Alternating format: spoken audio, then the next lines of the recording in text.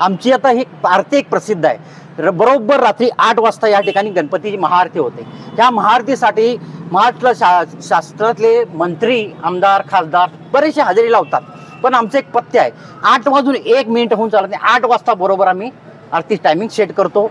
त्या पिरियडमध्ये जी महनीय व्यक्ती आले ती आरतीला त्याचा लाभ मिळतो, जी व्यक्ती येऊ शकलेली नाही मग ती कोण मंत्री असतील, SP असेल, जिल्हाधिकारी असेल, कोणी त्यांना परत जावं लागतं। हे जे काय आम्ही शिस्त इथं पाळलेलं आहे ही अशीच पुढे अबाधित ठेवण्याची जबाबदारी आता आमच्या पुढच्या पिढीकडे आहे। गणपती बाप्पा मोरया, मंगल मूर्ती मोरया। नमस्कार, आपण पाहता तरुण भारत। तर आता आपण सध्या पाहतोय की 2 ते 3 दिवस झालेले आहेत गणेशाचं आगमन होऊन आणि सगळीकडे आपल्याला गणेशमय वातावरण दिसत आहे आणि हे वातावरण आपल्याला कोल्हापूरमध्ये सुद्धा दिसून येत आहे। तर आपण कोल्हापुरातल्या काही मंडळाकडे अशाच भेटी करत असतो, जे मंडळ सामाजिक कार्य करतात आणि लोकांना त्याचा सकारात्मक उपयोग होत असतो। तर अशाच आपण छत्रपती संभाजीनगर यातील छत्रपती संभाजीनगर ह्या मंडळाकडे आलेलो आहे। तर आपल्यासोबत त्यांचे कार्यकर्ते आहेत, तर त्यांच्याशी आपण चर्चा करणार आहोत की छत्रपती संभाजीनगर या मंडळातर्फे लोकांना कशा प्रकारे सामाजिक काम त्यांच्यापर्यंत पोहोचवलं जातं आणि त्याचा कशा प्रकारे त्यांचा सामाजिक कामातून सकारात्मक उपयोग लोकांना कसा होतोय। सर नमस्कार। नमस्कार। तुमची जी सामाजिक काम तुम्ही करताय, तर सामाजिक काम कधीपासून सुरू केलं आणि ती कामाचं स्वरूप कसं असते याबद्दल आम्हाला माहिती। तर आमच्या मंडळाची ही जी स्थापना आहे जवळजवळ 70 वर्षापासूनची स्थापना आहे आणि स्थापनेपासूनच इथे या ठिकाणी गणेशोत्सव साजरा केला जातो। पूर्वी हा गणेशोत्सव स्वमालकीची आमची जी बिल्डिंग आहे तिथे साजरा केला जायचा। साधारणपणे 25 वर्षापासून आम्ही हा चौकात इथं संभाजीनगरच्या गजबलेल्या चौकात या ठिकाणी आम्ही सादर करतो। आता ह्या उत्सवाची जी सुरुवात झाली ही पर्यावरणपूरक गणेशोत्सवाची सुरुवात आमच्या पूर्वजांनी केली, आमच्या वडीलधाऱ्या लोकांनी केली। त्यावेळी त्यांचा जो परंपरा, त्यांचा जो पगडा होता विचारांचा, त्यानुसार त्यांनी जी चालू केली की धार्मिक परंपरा जोपणे, सामाजिक कार्यकर्ता लोकांना एकत्र येणे, सामाजिक प्रबोधन होणे, संस्कृतीचं देवाणघेवाण होणे, या विचाराचे आदान प्रदान होणे, अनेक सभ्य सुशिक्षित सुजाण नागरिक घडवणे, ह्या उद्देशानं त्यांनी जी सुरुवात केली ती एक आम्ही त्यांच्याच मार्गदर्शनानुसार आज अखेर कंटिन्यू करत आहोत। तर त्यासाठी आम्हाला तुम्हाला सांगायचं म्हणजे आमची जी पाठीमागे गणेश मूर्ती आपण पाहत आहात ही पर्यावरणपूरक, निसर्गाला पूर्णपणे अनुकूल अशा पद्धतीने पाण्यात शुद्ध विरघळणारी संपूर्ण शाडूची 7.25 फुटाची गणेश मूर्ती आहे। या ठिकाणी गणेश मूर्तीच्या स्थापनेपासून गणेश मूर्तीच्या विसर्जनापर्यंत रोज धार्मिक त्यासाठी खास पुरोहित नेमलेले आहेत, त्या पुरोहित मार्फत पूजा अर्चा केली जाते। आपण इथं पाहता आता या ठिकाणी रांग आहे, रांगेमधून भक्त येत आहेत, दर्शन घेत आहेत, एक भक्तिमय वातावरण या ठिकाणी निर्माण करतो। गणेशाचं आगमन साधारणपणे ज्या दिवशी होतं त्या दिवशीपासून उत्सवाची जी विसर्जन मिरवणूक असते त्या संपूर्ण मिरवणुकीत जे पारंपरिक वाद्य आहेत, साधारणपणे ढोल ताशा असतील, लेझिम असेल, झांज पथक असेल, अशा प्रकारचा जो वाद्याचा वापर केला जातो। साधारणपणे 2005ला डॉल्बीचा प्रवेश झाला, त्याच्या आधी डॉल्बी नव्हती। तर 2005ला आम्ही ते डॉल्बीचे आवाज काही ठिकाणी ऐकले, त्याचे दुष्परिणाम पाहिले आणि मला सांगायला अभिमान वाटतो की 2008ला साधारणपणे संपूर्ण महाराष्ट्रात डॉल्बी विरोधात मोहीम आम्ही संभाजीनगर तोंडात चालू केली। त्यासाठी काय केलं तर अनंत चतुर्थीला गणपतीच्या विसर्जनाच्या मिरवणुकीत आम्ही माहिती पत्रकं काढली, ज्याच्या डॉल्बीचे दुष्परिणाम काय होतात, त्याच्यामुळे कसं काय बधिरता येते, काय होते आणि त्यासाठी आळा घालावा आम्ही संपूर्ण विसर्जन मार्गात ती पत्रकं वाटत गेलो, मोठमोठे फ्लेक्स लावले। त्या अनुषंगाने आम्ही त्याचं पारंपरिक पद्धतीनं पालन करतो। आज अखेर या ठिकाणी डॉल्बीचा प्रवेश नाही आहे, डॉल्बीच्या विरोधात आम्ही जनजागरण करतो। इव्हन दो मुख्यमंत्री 5 वर्षापूर्वी मुख्यमंत्र्यांना आम्ही प्रबंधासाठी पत्र लिहिलं होतं की डॉल्बी विरोधी चळवळीमध्ये आमचा सहभाग आहे आणि आपण यासाठी काहीतरी कायदा करावा। त्यानुसार आता साधारणपणे आव्हान केलं जातं की डॉल्बी विरोधात आव्हान केलं जातं, पण पालन किती होतं तुम्ही वृत्तपत्रात आहात, त्यामुळे तुम्ही बघताय की डॉल्बीची भिंत कोसळली, डॉल्बीमुळे मृत्यू झाला, तर ह्या सगळ्या अनिष्ट प्रथांना या ठिकाणी फाटा दिला जातो। हा झाला। आता आमच्या सामाजिक कार्याबद्दल बोलायचं झालं तर साधारणपणे जेव्हा जेव्हा समाजाला काहीतरी गरज आहे समाजाकडून, अशा वेळेला संभाजीनगर तरुण मंडळ सदैव अग्रेसर राहिलंय। एक उदाहरण सांगायचं झालं तर 20-25 वर्षापूर्वी जेव्हा महापुरानं संपूर्ण व्याप्ती झाली होती आणि संपूर्ण रोगराई पसरली होती, त्यावेळेला आम्ही औषध फवारणी सुरुवात केली आणि औषध फवारणी जिथं जिथं पूर ओसरल्यानंतर जिथं जिथं रोगराई पसरते अशा ठिकाणी आम्ही जाऊन औषध फवारणी केली। काही पूरक असताना प्रयाग चिखलीसारख्या ठिकाणी अडकून पडलेल्या लोकांना अन्नाची पुरवठा केला आम्ही। ह्यातनं आमची कार्याची सुरुवात जी आमच्या वडील लोकांनी काढून गेली तीच आम्ही कंटिन्यू केली। आता सध्या आम्ही सामाजिक कारण पण म्हटलं कार्य आमचं काय तर साधारणपणे जे विद्यार्थी आहेत, चेतना विकास मंदिरचे विद्यार्थी आहेत, आर्थिकदृष्ट्या जे निर्बल विद्यार्थी आहेत, अशा लोकांना आम्ही सगळ्या हाताने मदत करतो. अवनी संस्था आहे त्या संस्थेला आम्ही मदत करतो. व्हाईट आर्मी संस्था ह्या संस्थेला आम्ही मदत केलेली आहे. याशिवाय 2 वर्षापूर्वी ते 4 वर्षापूर्वी अशी भयंकर परिस्थिती कोरोनामुळे की कोरोना काळात मृत्यूचं प्रमाण इतकं वाढलं की स्मशानभूमीमध्ये शेणी अपुऱ्या पडल्या. त्यावेळेला आमच्या लक्षात आल्यानंतर पहिल्यांदा पुढाकार घेऊन आम्ही कोल्हापूर महानगरपालिकेला शेणीसाठी ₹51,000ची मदत केली. आणि एवढ्यावर न थांबता संपूर्ण व्हॉट्सअपद्वारे सोशल मीडियाद्वारे कोल्हापूर जिल्ह्यातल्या सगळ्या मंडळांना आव्हान केलं की स्मशानभूमीमध्ये अशी परिस्थिती आहे आणि अशा ठिकाणी गरजेचं आहे. तर त्या साधारणपणे 1 महिन्याच्या कालावधीमध्ये इतक्या प्रचंड शेणी जमा झाल्या आमच्या आव्हानाचा प्रतिसाद म्हणून की शेणी ठेवायला तर जागा पुरेना झाले. त्यावेळेचे तत्कालीन आयुक्त माझ्या मते कले शेट्टी वगैरे होते, त्यांनी आमच्या मंडळाला भेट देऊन आमचा खास गौरव केला. मीडियाने आमची दखल घेतली. त्यानंतर काही वर्षापूर्वी डेंग्यूची साथ आली होती संभाजीनगर, त्याचा विशेष प्रादुर्भाव होता 2-3 भागामध्ये. तर आम्ही या संभाजीनगर रुग्णालयातर्फे डेंग्यू विरोधात काय त्याचा कसा बंदोबस्त करायचा, जनजागृती कशी करायची, त्यासाठी आम्ही पत्रके वाटली. शिवाय आम्ही संपूर्ण भागात निम्म्या भागात कोल्हापूरच्या औषध फवारणी केली. याची मीडियाने इतकी दखल घेतली की संपूर्ण महाराष्ट्रभर या संपूर्ण आमच्या मोहिमेची दखल घेतली गेली. आता सध्या म्हणला सामाजिक काम कोणतंही असेल, कुठेही आम्हाला गरज आहे. दरवर्षी आम्ही या ठिकाणी आमचे रोप वाटपाचा कार्यक्रम असतो. रोप वाटपाचा कार्यक्रम दरवर्षी असतो. रक्तदान शिबिर आपण पता बोर्ड पाडला 3 तारखेला आमचं रक्तदान शिबिर आहे. शेकडो बाटल्या रक्तदान या ठिकाणी गोळा होतं.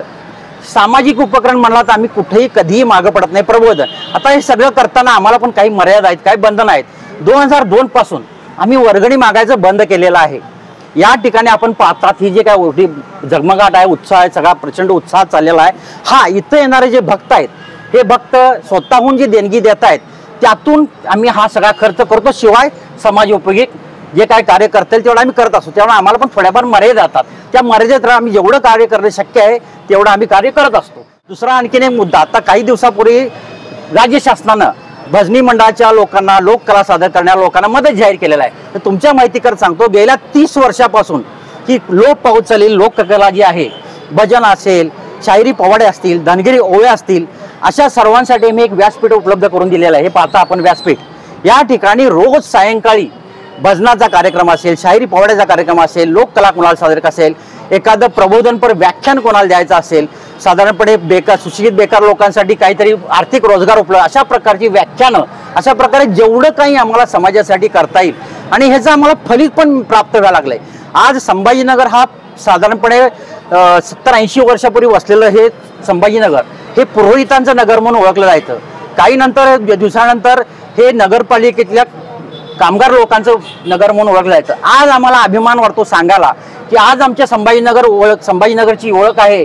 इथं सध्या शासकीय सेवेत MPSC स्पर्धा परीक्षेद्वारे उत्तीर्ण होऊन शासकीय जेवढे लोक सामील झाले आहेत तर त्यांचं लोक, शासकीय कर्मचाऱ्यांचं लोक हे आणि जे स्पर्धा परीक्षा देतात त्यातून जे उत्तीर्ण होतात ते या संभाजीनगरातले आहेत. हे घडलं कशामुळं, तर हे जे काय आम्ही इथं जे सुरू केलेलं आहे, इथं येणारा प्रत्येक व्यक्ती बघतो, सगळं बघतो, आपण काहीतरी ह्यातून करावं. तर ह्या सगळ्या आता जेव्हा हे सुरू झाला लोककला उत्सव, साधारणपणे कोणी लोकमान्य टिळकाने केले असेल, काय केलं मतमतांतर असेल, तेव्हा त्यांचे विचार काय होते, जनजागृती का स्वातंत्र्यपूर्वीचा काळ होता. आता आमचे विचार काय आहेत, बाबा सध्या युवा वर्ग जो आहे, आपण पेपरमध्ये वाचता, कालची परवाची बातमी आहे की डॉल्बी विरोधात 400 गुन्हे नोंदवलेत. आता ते 400 तरुणांची एक क्षुल्लक बातमी आहे. हजारो लोकांच्यावर गुन्हे नोंदवले गेले असतील. आता त्या हजारो मुलांचं भवितव्य काय, तर त्यांना पासपोर्ट, व्हिसा मिळण्यात, नोकरी मिळण्यात सगळी अडचण येणार आहे. तर अशा प्रकारे समाजातली जी विकृती आहे ही बाजूला काढून संस्कृती पुढे आणायचं एक व्यासपीठ सुंदर आहे. या ठिकाणी युवा वर्गाला काहीतरी आपल्याला कर्तृत्व दाखवण्याची संधी मिळते, काहीतरी आपल्या विचार देवाणघेवाण करण्याची संधी मिळते. ह्या विचारांची देवाणघेवाण व्हावी यासाठी आम्ही या व्यासपीठाचा वापर करतो. इथं जे आपण बघता आता हे 16 साजरा होतो, आपल्या नजरेसमोर आहे. भक्तिभावाने लोक येत आहेत आणि प्रसन्नपणे बाहेर जात आहेत. ह्या सगळ्या गोष्टीचा आम्ही तंतोतंत पालन, ह्याला कुठेही बाधा येणार नाही, शिस्तीला कुठेही बाधा येणार नाही. त्यासोबत आमच्यात पण काही संघर्ष होतो, पण तो चांगल्या स्वरूपात लक्षात येतं. नंतर पालकांच्या लक्षात येतं. तेव्हा पालक पण काय करतात, बाबा संभाजीनगरात जावा. पूर्वी लोक गणेशाच्या आगमनाची वाट पाहायचे, गणेश उत्सव केव्हा येतो केव्हा होतो. आता बरेचसे लोक त्रासलेले दिसतात. गणेश उत्सव आलं, 1 महिन्यापासून एक 15-20 जणांचं टोळकं, तोंडात मावा असेल, काय असेल, पुस्तक एखाद्या असेल, वर्गणी द्या, वर्गणी द्या. इथं धाबे बांधले असतात व्यापाऱ्यांचे त्या पिरियडमध्ये 1 महिन्यात बीपीच्या गोळ्या त्यांच्या वाढतात. आम्ही वर्गणी मागायचंच बंद केलंय. त्यामुळे हा जो काही रोजलेला आपल्या डोक्यात पगडा आहे गणेशोत्सवाचा, तो आम्ही आजता तसाच ठेवलेला आहे. त्याच पद्धतीने आम्ही साजरा केला जातो. कोणत्याही प्रकारे हिडीस बिबीस कसलाही प्रकार इथं चालत नाही. आमची आता ही आरती एक प्रसिद्ध आहे. बरोबर रात्री 8 वाजता या ठिकाणी गणपतीची महाआरती होते. त्या महाआरतीसाठी महाराष्ट्र शास्त्रातले मंत्री, आमदार, खासदार बरेचसे हजेरी लावतात. पण आमचं एक पथ्य आहे, 8 वाजून 1 मिनिट होऊन चालत नाही, 8 वाजता बरोबर आम्ही आरती टायमिंग सेट करतो. त्या पिरियडमध्ये जी महनीय व्यक्ती आले ती आरतीला त्याचा लाभ मिळतो. जी व्यक्ती येऊ शकलेली नाही, मग ती कोण मंत्री असतील, SP असेल, जिल्हाधिकारी असेल, कोणी त्यांना परत जावं लागतं. हे जे काय आम्ही शिस्त इथं पाळलेलं आहे, ही अशीच पुढे अबाधित ठेवण्याची जबाबदारी आता आमच्या पुढच्या पिढीकडे आहे. तर नक्की आता तुम्ही भरपूर अशी माहिती सांगितलेली आहे. तर आता तुम्ही महिलांसाठी आणि तरुणांसाठी मंडळातर्फे काय काय सामाजिक उपक्रम केले जेणेकरून त्यांना एक प्रबोधन किंवा एक सकारात्मक त्यांच्या बाजू तयार मुलांना एक व्यासपीठ मिळालं आहे जिथं सुरक्षित ठिकाणी आपण आपले विचार प्रदान करू शकतो. असं व्यासपीठ इथं कुठं मंडळात जावा तिथं तुम्हाला आमच्या मंडळात रात्री तुम्ही या पुष्कळ महिला त्यात महिलांसाठी रांगोळी स्पर्धा घेतल्या जातात, उखाणी स्पर्धे घेतले जातात. त्यांच्यातलं जे काही दबलेलं गेलेलं आहे ते संपूर्णपणे या ठिकाणी बाहेर पडत जातं. गेल्याच वर्षी रेडिओ मिरचीने कार्यक्रम घेतला होता महिलांच्या त्यांनी वेगवेगळ्या स्पर्धा घेतल्या, महिला निर्भीड बनल्या. ह्याच्या पुढे जाऊन आज आम्ही रक्तदान शिबिर या ठिकाणी घेतो. त्या रक्तदान शिबिरमध्ये जेवढं रक्त संकलन होतं त्यातलं 40% जास्त हे महिलांचं रक्तदान या ठिकाणी होतं. ज्या महिला आपल्या घरात फक्त ऐकायच्या बाबा इथं असं चाललंय तसं चाललंय, त्या आता संध्याकाळी भजनाच्या कार्यक्रमात ह्याला काशील निर्भीड होऊन त्या बाहेर पुढे यायला लागल्यात. त्यातून त्या आता परवाच आम्ही एक आंदोलन केलं पाण्याच्या विरोधात. प्रचंड महिलांचा सहभाग पडलाय. कारण काय झालं, त्या जागृत झाल्यात, निर्भीड झाल्यात, तर त्यांना निर्भीड बनवायचं काम आपल्या व्यासपीठाने या ठिकाणी केलेलं आहे. तुम्ही आता एक चांगला प्रश्न विचारला की ह्या मंडळानं महिलांसाठी काय केलं. तर यावर्षी आम्ही एक अतिशय अभिनव उपक्रम राबविणार आहे. एक म्हणजे तुम्हाला माहिती आहे महिलांचे शरीराविषयी भरपूर आजार असतात. तर आमच्या मंडळातर्फे ह्यावर्षी आम्ही महिलांना स्तनांचा कर्करोग होऊ नये म्हणून मुलींना आणि महिलांना यासाठी एक लसीकरण शिबिर आयोजित केलेलं आहे. ते ह्यावर्षी आमचं पार पडणार आहे. तसेच दररोज सकाळी आमचं एक अथर्वशीर्ष म्हणून फार मोठा धार्मिक कार्यक्रम असतो.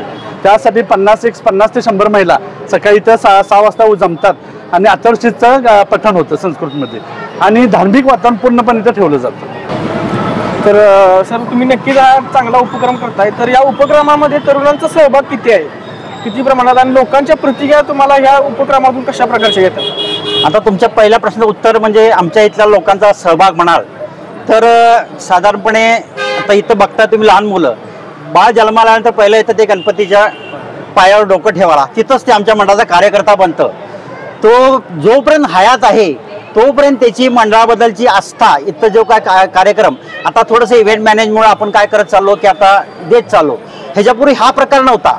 हे साधारणपणे मांडव घालणे, अमुक करणे, बाकडे आणणे, त्याचं स्टेज करणे, हे संपूर्ण काम इव्हन तो गेल्या वर्षी सुद्धा आमच्या तरुण मंडळाच्या कार्यकर्त्यांनी मांडवाचं डेकोरेशन त्यांनीच केलं होतं. आणि हा सगळा सहभाग उत्स्फूर्त असतो. आता काही कामानिमित्त किंवा व्यवसायानिमित्त परदेशात गेलेले आहेत, बाहेरच्या राज्यात गेलेले आहेत, पुन्हा मुंबईला गेले आहेत, हे सगळे लोक शासकीय सेवेत काही लोक आहेत मोठ्या अधिकारी पदावर, यांच्यासारखे हे 10 दिवसाची अखंड रजा टाकून इथं हजर असतात. सेवा करायची, आम्हाला कोणत्याही प्रकारे गणपतीची सेवा करायची. आता समाजाचा प्रतिसाद तुम्हाला म्हणाल त्याचं एकच उत्तर मी तुम्हाला देतो की 2002 पासून आपण वर्गणी मागत नाही. हा अवाढव्य खर्च ह्या समाजानं दिलेला जो काय उत्स्फूर्त प्रतिसाद आहे, हे काय आपण सुवर्ण अलंकार, चांदी अलंकार आपण जे पाहतो आमच्या स्त्रीने धारण केलेले, हे संपूर्ण देणगीच्या स्वरूपात या ठिकाणी आलेले आहेत. उत्सवाचा खर्च भागवून समाजाप्रती काहीतरी विधायक कार्य करून आम्ही शिल्लक ठेवतो. हाच समाजाचा आम्हाला मिळाला उत्स्फूर्त प्रतिसाद आणि दाद आहे. आणि तुमच्याकडे वर्गणीसाठी किंवा एक प्रसादासाठी म्हणून श्रीच्या चरणी नारळ अर्पण होतात. तर त्या नारळाचा उपयोग तुम्ही कशा प्रकारे करता किंवा लोकांच्या मध्ये वाटप करता, त्याचा उपयोग साधारणपणे नारळ हा गणपती जेव्हा मंडळाच्या इमारतीमध्ये होता त्यानंतर हा चौकामध्ये आला. साधारणपणे त्याला 25 वर्षापेक्षा जास्त कालावधी लोटलेला आहे. कर्णोपकरणी कोणतरी सांगत गेले की बा ह्या गणपती नवसाला पावतो. इथं तुम्हाला एकही फलक दिसणार नाही नवसाला पावणारा गणपती किंवा माईकवरून साजवला जात नाही. अंधश्रद्धेला आम्ही इथं थारा देत नाही. मग कर्णोपकरणी झालं असं की बाबा नारळ अर्पण करा. एक बोलला दुसऱ्याला, दुसरा तिसऱ्याला, कोणाची इच्छा आकांक्षा पूर्ण होत गेल्या. त्यामुळे काही दिवसांनी या गणपतीचं नाव पडलं नारळाचा गणपती. काही वर्षापूर्वी जेव्हा आम्ही वर्गणी मागत होतो तेव्हा वर्गणी मागायला गेल्यानंतर ज्यांनी वर्गणी दिल्या त्यांना आम्ही घरपोच नारळ करत होतो. म्हणजे घर ह्या कार्यक्षेत्राच्या बाहेर असलं तरी जशी आम्ही वर्गणी मागायची बंद केली तसं इथं जे तोरण अर्पण करतात त्यांना आम्ही प्रतिसाद म्हणून किंवा प्रसाद म्हणून नारळ देतो. उरलेले नारळ सगळ्यांना वाटून त्याचा आम्ही ऑप्शन करतो, लिलाव करतो, त्यातून आमचा खर्च सगळा भागवतो, उतराई होतो. आता तुम्ही एवढे महत्त्वाचे सामाजिक उपक्रम सांगितले जे लोकांना पुढे सकारात्मक उपयोग देणारच आहेत, तर असे अजून कोणते उपक्रम तुम्ही पुढे राबवणार आहेत किंवा तुम्हाला असं काय वाटतंय की बाबा हा उपक्रम ह्या वर्षी आपण राबवलेला नाही पण पुढच्या वर्षी तो उपक्रम आपल्या नक्कीच आम्ही राबवणार आहे, तर असं कोणते अजून उपक्रम आहेत जेणेकरून त्याचा लोकांना पुढे जाऊन फायदा होईल? शेकडो उपक्रम आपल्या डोक्यात आहेत. आता जे मध्यंतरी ऑक्सिजन सिलेंडर कमी पडत होतं कोरोनाच्या काळामध्ये, त्यावेळेला आम्ही ठरवलं होतं की आपण ऑक्सिजन सिलेंडर इथं चालू करायचं, ठेवायचं कायमस्वरूपी. आता जे डायलिसिसचा जो प्रकार आहे, डायलिसिसचा प्रकार खूप महाग आहे. सुदैवानं बाप्पांच्या कृपेनं आपल्याला राजेश क्षीरसागर यांच्या फंडातून 1.25 कोटी रुपयाचा निधी मिळाला आहे आणि तुम्ही मगाशी फोटो काढून आलाय, ती इमारत आमची पूर्ण झालेली आहे. त्या इमारतीच्या माध्यमातून आम्ही तिथं कायमस्वरूपी स्पर्धा परीक्षेला जे काही लागतंय त्यासाठी लागणारे मार्गदर्शन वक्ते, प्रोफेसर, तिथं लागणारी पुस्तकं, सर्व साहित्य आम्ही तिथं मोफत ठेवायचा आमचा एक संकल्प आहे. त्याच अनुषंगानं तरुण पिढीसाठी त्या ठिकाणी एक सुसज्ज महिलांनी जे दोघांसाठी सुसज्ज व्यायामशाळा करण्याचा आमचा एक संकल्प आहे. हे झाले आमचे संकल्प. शिवाय आमची काय साधारण प्राधान्य असते, त्यावर्षी समाजाला काय गरज आहे. आता जसं आम्ही सांगितलं, पूरग्रस्तांना गरज होती ती मदत, स्मशानभूमी सेनेला गरज होती ती मदत, ह्यावर्षी पण स्मशानभूमीची आणखी मदत आहे. तर जे काय समोर आम्हाला दिसतंय, जे काय समोर आव्हान येतंय त्याच्यावर मात करायची त्यावर्षी सुद्धा संकल्प पार पाडतो आणि कायमस्वरूपी आमचे संकल्प आहेतच. तर नक्कीच आपण आता छत्रपती संभाजीनगरमधील काही कार्यकर्त्यांच्याकडून आपण त्यांच्या भावना आणि त्यांचा जे सामाजिक कार्यक्रम असतो दरवर्षी ते करतात, तर याचा सगळा आढावा आपण आजच्या ह्या भागामध्ये घेतलेला आहे. आणि अशा अनेक कोल्हापूरमध्ये असे अनेक मंडळं आहेत जी डॉल्बीला फाटा देऊन पारंपरिक वाद्यानुसार श्रीची मिरवणूक करतात आणि त्याचं विसर्जन केलं जातं. तर अशा अनेक मंडळं आहेत जेणेकरून ह्या सामाजिक उपक्रमाचा फायदा कुठेतरी लोकांना एक सकारात्मक बाजूने होतोय हे नक्कीच आपल्याला दिसून येते. कॅमेरामॅन गौतमी शिकळकर सोबत मी साजिद पिरजादे, तरुण भारत, कोल्हापूर.